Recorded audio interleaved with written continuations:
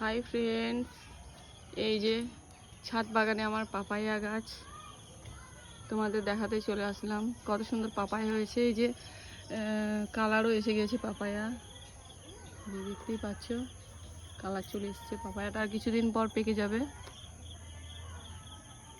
কত সুন্দর পাপায়া।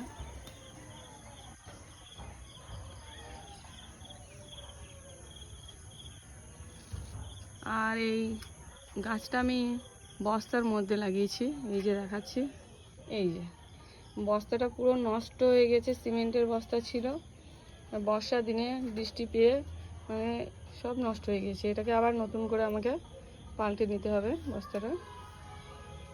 এই যে দেখো কত সুন্দর ফল। তোমরাও ইচ্ছে করলে এই সিমেন্টের বস্তায় যে কোনো ফল সবজি গাছ লাগাতে পারো। এই যে দেখো কত সুন্দর পাপায়া হয়েছে। তেমন দামি কোনো জায়গা চাই না। এই যে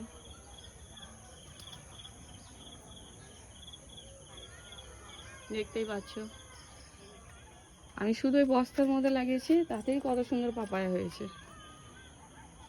তোমরাও চেষ্টা করবে সিমেন্টের বস্তা, গ্রো ব্যাগ দিয়ে খুব ভালোভাবেই সব ফল সবজি গাছ। যেখানে আছে আমার ড্রাগনের গাছ, আর এই পেয়ারা আর এই ডালিমের গাছগুলো এমনি হয়েছে। এদেরকে আমি তুলে নেব, অন্য কোনো জায়গায় লাগিয়ে দেব। এই যে একটা ঝাঁকড়া টাইপের ডালিম গাছ হয়েছে, তুলে নিয়ে আমি অন্য জায়গায় লাগিয়ে দেবো। ঠিক আছে।